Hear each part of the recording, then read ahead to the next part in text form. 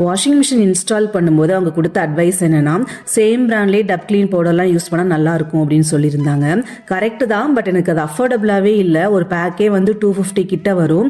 அதுக்கப்புறமா plain வாட்டர்லேயே dub clean பண்ணிட்டு இருந்தேன், பட் அது சாட்டிஸ்ஃபைடாக இல்லை. கொஞ்சம் சர்ச் பண்ணி பார்த்ததில் இந்த கிளென்சோ பவுடர் வந்து நல்லா இருந்தது, ரிவ்யூவும் நல்லா இருந்துச்சு, அஃபோர்டபுளாகவும் இருந்தது.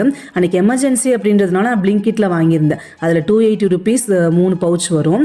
இதுவே அமேசான் ஃப்ளிப்கார்ட்டில் பார்க்கும்போது இன்னுமே வந்து ரேட் கம்மியாக இருந்தது. இந்த இன்ஃபர்மேஷன் வந்து உங்களுக்கு யாருக்காச்சும் தேவைப்படும் அப்படின்றதுனால நான் ஷேர் பண்ணியிருக்கேன்.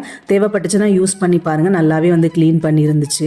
எப்போவுமே மந்த்லி ஃபர்ஸ்ட் வீக் வந்து பவர் ஷட் டவுன் ஆகும். அப்போ வந்து நைட் டின்னர் வந்து வேலையுமே கம்மியாக இருந்துச்சா, சரி மறுநாள் ஏதாவது குழம்பு ரெடி பண்ணி வச்சுக்கலாம் அப்படின்னு சொல்லிட்டு வத்த குழம்பு வந்து ரெடி பண்ணியிருந்தேன். நல்லெண்ணெயில் சுண்டவத்தல் வறுத்துட்டு கொஞ்சம் கடுகு, உளுத்தம்பருப்பு, சீரகம், வெந்தயம், பூண்டு, சின்ன வெங்காயம், தக்காளி இதெல்லாம் வந்து சேர்த்துட்டு நல்லா வதக்குனதுக்கு அப்புறமா புளித்தண்ணி வந்து சேர்த்துக்கணும். புளி நான் ஒரு அரை மணி நேரம் ஊற வச்சு சேர்த்துருந்தேன்.